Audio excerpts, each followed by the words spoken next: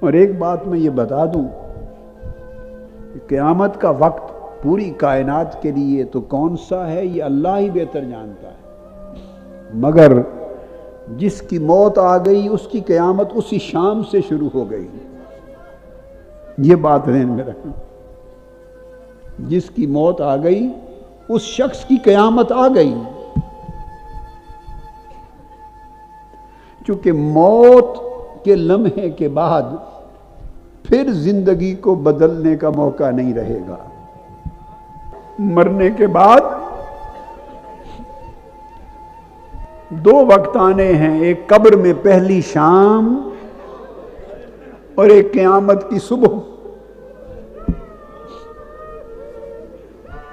لوگ دفنا کے چلے جائیں گے، جن کے لیے ہم زندگیاں گزار رہے ہیں، خاندان کے لیے، اولادوں کے لیے، بیوی بچوں کے لیے۔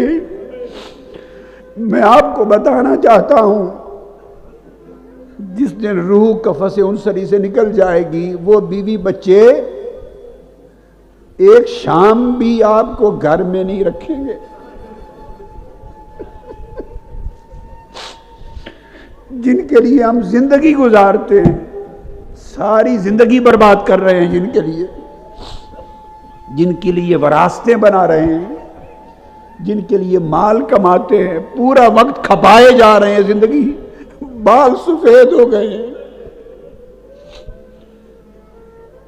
جن کے لیے آخرت بھول گئی ہے اور دنیا میں کھو گئے ہیں۔ وہ خاندان ہی ہے نا، اولاد ہی ہے، بیوی بچے ہی ہیں، وراثت ہی ہے۔ غریب ہے یا امیر ہے، مارا جو پھرتا ہے تو اسی لیے پھرتا ہے نا، اس نے تو مال ساتھ نہیں لے جانا۔ جس دن روانہ ہوگے ہاتھ خالی ہوں گے، ساتھ کچھ نہیں جائے گا۔